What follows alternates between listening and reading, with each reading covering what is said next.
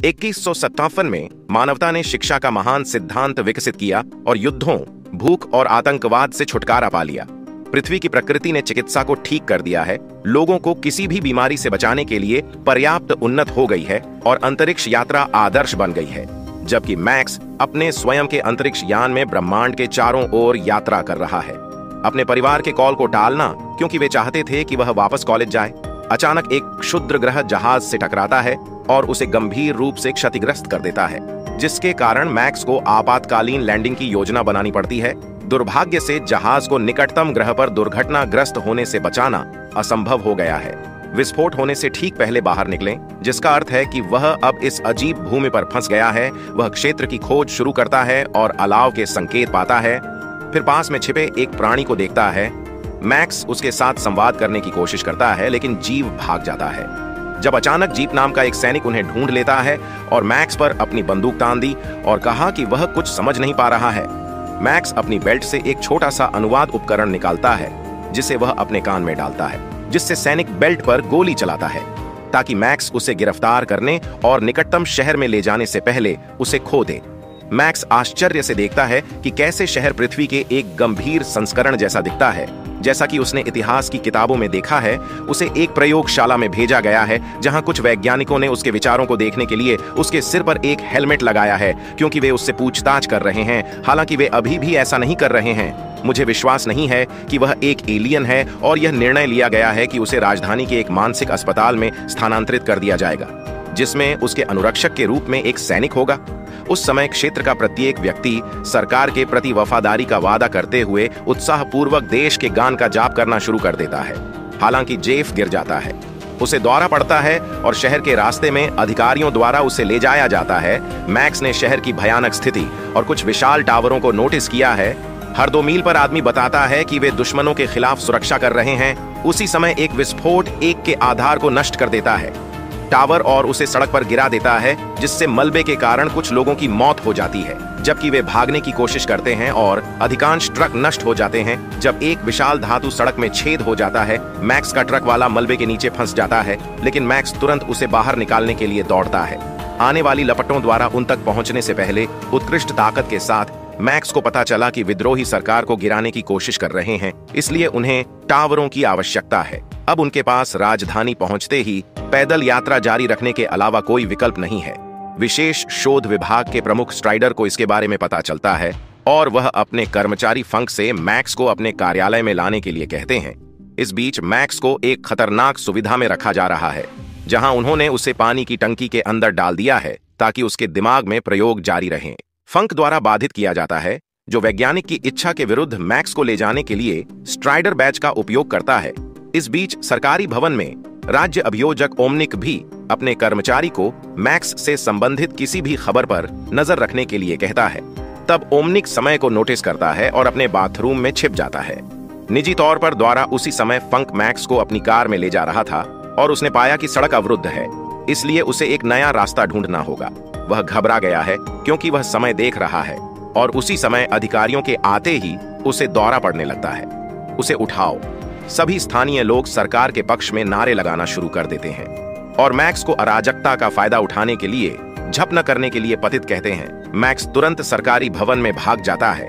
यह पता चलता है कि देश अज्ञात की शक्ति के तहत तानाशाही द्वारा शासित है। पिता, जिनमें हड़ताल और ओमनिक शामिल हैं, जब एक पिता गलती करता है तो उसे तुरंत दूसरों द्वारा मार दिया जाता है। यह दर्शाता है कि वे एक दूसरे के प्रति भी निर्दयी हैं। थोड़ी देर के लिए शहर में घूमने के बाद मैक्स एक बार में पहुंचता है और वेट्रेसार से मिलता है और जल्दी से एक क्रश विकसित करता है। उस पर वह यह भी देखता है कि एक अन्य ग्राहक उसके साथ बहुत ज्यादा छेड़छाड़ कर रहा है, इसलिए मैक्स तुरंत उसे इसके लिए बुलाता है। गुस्से में आदमी मैक्स पर अपनी बेंच से हमला करने की कोशिश करता है, लेकिन मैक्स तेजी से आगे बढ़ता है और जल्दी से उसे निहत्था कर देता है, जिससे उसके हाथ पर चोट लग जाती है, जिससे वह दोपहर के बाकी समय में डरा रहता है। मैक्स और आर बहुत बातें करते हैं। मैक्स उसे पृथ्वी और अंतरिक्ष के बारे में सिखाता है और आर को उसकी बहन होने का पता चलता है। वह मैक्स को अपने घर में रहने के लिए भी आमंत्रित करती है। रास्ते में ग्राहक बदला लेने के लिए उत्सुक होकर उनका रास्ता रोकता है। उसे वापस भी लाया जाता है, लेकिन मैक्स अभी भी तेज है और तुरंत उनके छोटे हमलों से बच जाता है। फिर पुरुष उससे आमने सामने लड़ते हैं। हालांकि उनके घूंसे मैक्स को बमुश्किल गुदगुदाते हैं और वह उन्हें कुछ ही सेकंड में हरा देता है। फिर गिरोह के बाकी सदस्य बड़े हथियारों के साथ आते हैं, लेकिन मैक्स उनसे लड़ सकता है। उसी समय अचानक एक आदमी ने उसके पैर को किसी रस्सी से पकड़ लिया और फिर उन्होंने उसकी गर्दन को चाबुक से पकड़ लिया। फिर भी मैक्स इन हथियारों का इस्तेमाल दुश्मन को इधर उधर खींचने के लिए करता है और अंत में उन्हें मार गिराता है। केवल वह आदमी बचता है और वह मैक्स पर ब्लेड वाला एक छोटा सा गोला फेंकता है जो आसानी से चकमा दे देता है। बाद में आग के स्थान पर लड़का भी घर आता है और मैक्स को देखकर चौंक जाता है, लेकिन उसे याद है कि उसने उसे कैसे बचाया था और उसे रहने दिया। दिन बीतने लगे और मैक्स को स्थानीय के बारे में बहुत कुछ पता चला। संस्कृति इस तथ्य को पसंद करती है कि वे उनके विचारों को टीवी पर ऐसे चला रहे हैं जैसे कि यह एक फिल्म हो। स्थानीय लोगों को यह भी सिखाया जाता है कि वे ग्रह के अंदर रहते हैं, इसकी सतह पर नहीं, और कोई अन्य ग्रह या तारे नहीं हैं। इतिहास कहता है कि अज्ञात पिता ने युद्ध रोक दिया था। टावरों के साथ पतन और देश को बचाने के लिए जाने जाने वाले विद्रोहियों के खिलाफ लड़का अपने घर की रक्षा करने के लिए बहुत उत्साहित है और मैक्स को गार्ड बनने के लिए आमंत्रित करता है, क्योंकि मैक्स के पास कोई आईडिया या दस्तावेज नहीं है। आदमी को कमांडर चाचू को मैक्स में शामिल होने की अनुमति देने के लिए मनाना पड़ता है। सबसे पहले उसे प्रशिक्षण से गुजरना पड़ता है, इसलिए मैक्स सीखता है, मंत्र जप करता है और मिशन परीक्षणों में शामिल होता है, जिसके दौरान उसे आग वाले क्षेत्रों से गुजरना होता है और पतितों का प्रतिनिधित्व करने वाले संकेतों पर गोली चलानी होती है। मैक्स एक उत्कृष्ट शॉट है, लेकिन उसका साथी इज नॉट सो। मैक्स उसे कुछ सुझाव देता है परीक्षा पास करने के लिए।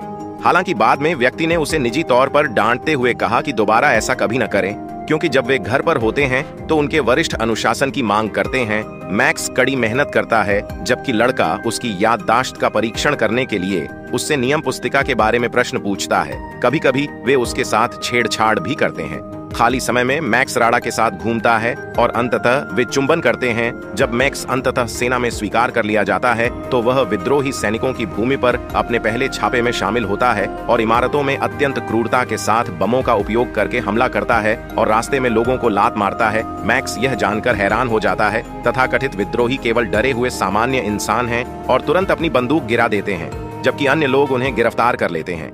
एक विद्रोही छिपकर बाहर आता है और उन पर गोलियां चलाता है, लेकिन वह तुरंत नीचे गिर जाता है और चाचू मनोरंजन के लिए उसे लात मारना शुरू कर देता है। मैक्स देखता है कि कैसे दर्जनों सामान्य मनुष्यों को बेरहमी से गिरफ्तार किया जाता है और ट्रकों में धकेल दिया जाता है। चाचू उससे पूछता है कि उसने अपने हथियार क्यों गिराए और मैक्स ने बताया कि पतित शब्द ने उसे सोचा कि वह सिर्फ गरीब नागरिकों को नहीं बल्कि जंगली जानवरों को भी देखेगा। चाचू विद्रोहियों का अपमान करना शुरू कर देता है और उन्हें कचरा कहता है, लेकिन स्वीकार करता है कि उन्हें ऐसा लगता है, हर किसी की तरह दर्द। हालांकि मैक्स बताते हैं कि उन्हें बिल्कुल भी दर्द महसूस नहीं होता है। बाद में पिता विद्रोहियों का न्याय करते हैं और उन पर बहुत गर्म और चमकदार रोशनी चमकाते हैं। कुछ कैदी किसी भी विद्रोही गतिविधि से इनकार करते हैं, जबकि अन्य पिताओं का अपमान करते हैं, क्योंकि वे उन सभी लोगों की ओर इशारा करते हैं जो उनके पास हैं। उनके रवैये के आधार पर हत्या कर दी जाती है। कुछ कैदियों को दैनिक कार्य करने के लिए भेज दिया जाता है और अन्य को मार दिया जाता है। एक विद्रोही उन्हें यांत्रिक हाथ दिखाता है, जिसे गार्ड के काटने के बाद उसे प्राप्त करना होता है, और पिता उसे गैस से भरे सूट के अंदर डालकर दंडित करते हैं, जो जलता है। उसकी त्वचा मैक्स को अपनी घृणा छिपाते हुए यह सब देखना पड़ता है। बाद में वह आदमी को यह बताने की कोशिश करता है कि यह सब कितना गलत है, लेकिन लड़का वापस तर्क देता है और मैक्स के सार्वजनिक होने के बावजूद अपनी सरकार के तरीकों का बचाव करता है। फंक अंततः शाम को अपना स्थान ढूंढ लेता है। आदमी और मैक्स हैं चाचू के कार्यालय में बुलाया गया, इसलिए जब तक फंक अपने स्थान पर पहुंचता है तब तक वे पहले ही जा चुके होते हैं, जो पहले हुआ था। चाचू चाहता है कि मैक्स अपनी वफादारी साबित करे, इसलिए वह उसे जंगल में ले जाता है और दो विद्रोहियों को मौत की सजा देने के लिए कहता है। मैक्स ले जाता है विद्रोही यह दिखावा करते हुए भाग गए कि वह उन्हें गोली मार देगा। हालांकि इसके बजाय वह उन्हें जाने देता है। फिर वह चाचू से भिड़ जाता है और घोषणा करता है कि वह छोड़ रहा है। क्रोधित चाचू ने गू की अनदेखी करते हुए दया के लिए मैक्स पर गोलियां चला दी, जिसके बाद चाचू गाय को वापस राजधानी में खींच ले गया और इस बीच मैक्स का शव जंगल में छोड़ दिया। पिता अंततः विद्रोहियों के हमलों को समाप्त करने के लिए रणनीति पर चर्चा कर रहे हैं। हालांकि यूनिक बताते हैं कि यह उनके सभी रक्षकों को एक विशाल सेना में एक साथ रखने का एक महान क्षण होगा, जिसका अर्थ है कि वह और अधिक युद्ध चाहते हैं।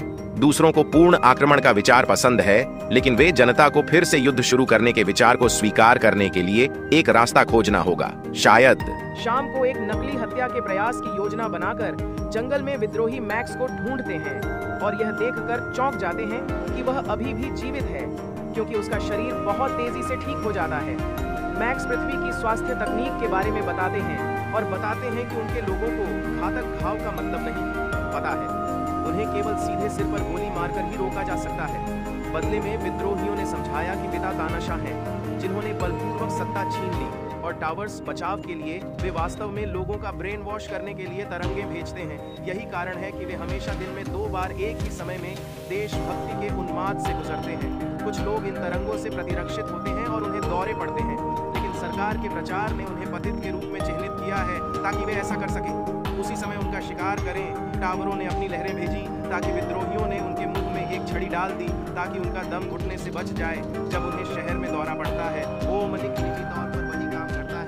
उसके साथ सारे शरीर के लिए बाद मैक्स को दर्द नहीं होता है। इसके बाद वह विद्रोहियों को वहां से गुजरने में मदद करता है। मैक्स और विद्रोहियों ने टावर क्षेत्र में घुसने के लिए बाड़ को काट दिया, क्योंकि विद्रोहियों ने सैनिकों पर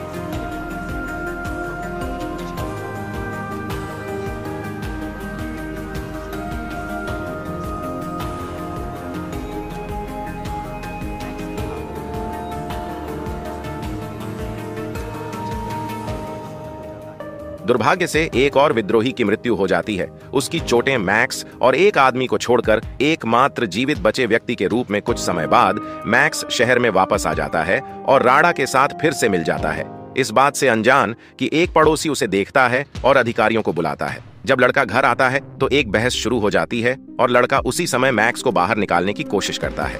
अधिकारी पहुंचते हैं, इसलिए भाई बहनों को खतरे से बचाने के लिए मैक्स तुरंत बाहर भाग जाता है और बाहर इंतजार कर रहे सैनिकों को पीटना शुरू कर देता है। वह तेज और कुशल है, लेकिन दुर्भाग्य से चाचू ने रा को बंधक बना लिया और मैक्स के पास बाद में आत्मसमर्पण करने के अलावा कोई विकल्प नहीं है। मैक्स को एक झुंड के साथ जेल में डाल दिया गया है, जेब सहित कई कैदी और एक धातु की भुजा वाला व्यक्ति। इस बीच ओमनिक से मिलने जाता है, जो उसे इतनी संकीर्ण कुर्सी पर बैठाता है कि मेहमानों को सूक्ष्म यातना के उद्देश्य से असहज कर दिया जाता है, क्योंकि ओमनिक पुन शिक्षा कार्यक्रम का प्रभारी है। हड़ताल चाहता है कि वह रिहाई जारी कर दे मैक्स, ताकि वह उसका अध्ययन कर सके, और वे एक सौदे पर चर्चा करते हैं। हालांकि हड़ताल छोड़ने के बाद ओमनिक मैक्स की प्रोफाइल देखता है और उसे पता चलता है कि उसे अपने लिए उस शक्ति की इच्छा नहीं है। ओमनिक अपने कर्मचारी को मैक्स का अपहरण करने का आदेश देता है और ऐसा प्रतीत करता है कि वह रहस्यमय तरीके से गायब हो गया है, और साथ ही एक संदेश भेजें जिसमें कहा गया हो कि मैक्स दुर्भाग्य से सुबह कार्रवाई के दौरान मर गया। कैदियों को सफाई के लिए जंगल में भेज दिया जाता है, जिसका अर्थ है कि उन्हें युद्ध में छोड़े गए हर हथियार को उठाना होगा। मैक्स का समूह अचानक रक्षा रोबोटों का एक समूह देखता है और तुरंत जमीन पर गिर जाता है। रोबोट बिना किसी रोक टोक के घेरे में गोलीबारी शुरू कर देते हैं। कैदी जवाबी गोलीबारी के लिए सही समय का इंतजार करते हैं और एक एक करके वे रोबोटों को नीचे लाते हैं जब तक कि वे सभी नष्ट नहीं हो जाते। फिर समूह क्षेत्र की खोज जारी रखता है और जी मैक्स को इसके बारे में सिखाता है।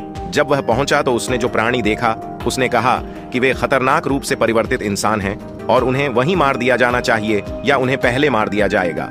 थोड़ी देर भटकने के बाद जेव अचानक एक छिपे हुए छेद में गिर जाता है, इसलिए मैक्स उसकी मदद करने के लिए कूदता है और वे एक श्रृंखला की खोज करते हैं। भूमिगत सुरंगों के माध्यम से चलना शुरू करते हैं जब तक कि उन्हें एक पुरानी परित्यक्त सुविधा नहीं मिल जाती है। एक जानवर को छाया में छिपते हुए देखने के बाद वे बिजली चालू करते हैं और कुछ पुराने उपकरण ढूंढते हैं, जबकि वे कुछ लेंसों में देखने से विचलित हो जाते हैं जो उन्हें जानवर द्वारा उपयोग किए जाने वाले रेगिस्तान को दिखाते हैं। भागने का मौका, और मैक्स ने जेडफ को इसे गोली न चलाने के लिए कहा क्योंकि दोनों जमीन पर मानव हड्डियों को देखकर भयभीत हो गए। बीस्ट ने हमला करने से पहले बिजली काटने के लिए उपकरण को नुकसान पहुंचाया। बीस्ट ने जेफ को बहुत मजबूत पकड़ में फंसा लिया जो काटने के लिए तैयार था। हालांकि मैक्स इतना मजबूत है कि वह अपने नंगे हाथों से लड़ सकता है। काफी संघर्ष के बाद वह बीस्ट को नीचे गिरा देता है और जेफ को बचा लेता है। बाद में जब जेब सो रहा होता है तो मैक्स रस्सियां हटा देता है और बीस्ट को भागने देता है। जी उसे इसके लिए डांटता है, लेकिन मैक्स समझाता है कि ये जीव जानवर नहीं है। अगली सुबह मैक्स और जेफ मेटल आर्म वाले के साथ फिर से मिलते हैं और पेड़ों के बीच क्षेत्र की खोज जारी रखते हैं। उन्हें लताओं के झुंड में फंसा हुआ एक छोटा लाल टैंक मिलता है और जब वे करीब आने की कोशिश करते हैं तो वे वहां पहुंच जाते हैं। एक काले टैंक द्वारा हमला किया गया जो स्वतंत्र रूप से घूम रहा था। समूह पेड़ों के पीछे छिपने के लिए दौड़ता है और आग खोलने की कोशिश करता है, लेकिन उनके शॉर्ट टैंकों पर कुछ नहीं करते हैं। शुक्र है कि मैक्स को एक विचार मिलता है कि वह प्रतिक्रिया करने के लिए लाल टैंक पर गोली चलाता है और जब यह प्रतिक्रिया करता है जवाबी हमला करने की कोशिश करने पर अंततः काले टैंक को गिरा देता है। इसके बाद मैक्स उसके नीचे छिप जाता है और पीछे से तारों को काटते हुए अंदर चढ़ जाता है ताकि दूसरों के साथ भोजन करने के बाद रुक जाए। मैक्स घोषणा करता है कि वह भाग रहा है। सीमाओं पर सुरक्षा उपाय हैं कैदियों को भागने से रोकने के लिए, लेकिन मैक्स टैंक के अंदर घुस जाता है और उसे दक्षिण की ओर ले जाता है क्योंकि उसके चारों ओर छिपी हुई खद्दानें बिना किसी नुकसान के फट जाती हैं। जब ओमनिक को पता चलता है कि मैक्स बच गया है तो वह अपने कार्यालय में गुस्से में आ जाता है। अंततः मैक्स को कुछ सैनिक सड़क की रखवाली करते हुए मिलते हैं और पास में मारे गए विद्रोहियों को देखकर निराश हो जाता है। वह टैंक के अंदर छुपे रहने की कोशिश करता है, लेकिन नियम कहता है कि हर वाहन की तलाशी ली जानी चाहिए। मैक्स मुस्कुराता है जब वह सैनिक को आदमी के रूप में टैंक पर कूदते हुए देखता है और गेट को नष्ट करने और अनदेखा करने से पहले आगे बढ़ने से पहले उसे तुरंत अंदर खींच लेता है। अन्य सैनिक गोलियां चलाते हैं क्योंकि वे टैंक को नुकसान नहीं पहुंचा सकते क्योंकि वे अज्ञात भूमि को पार करते हैं। आदमी गुस्से में है क्योंकि इसके लिए उन्हें मार डाला जा सकता है और भागने की कोशिश करता है, लेकिन मैक्स उसे टैंक में रखता है और उससे बेहतर जीवन का वादा करता है। सदस्यता लेना सुनिश्चित करें और नोटिफिकेशन चालू करें ताकि आप इस तरह के और वीडियो देख सकें। देखने के लिए धन्यवाद।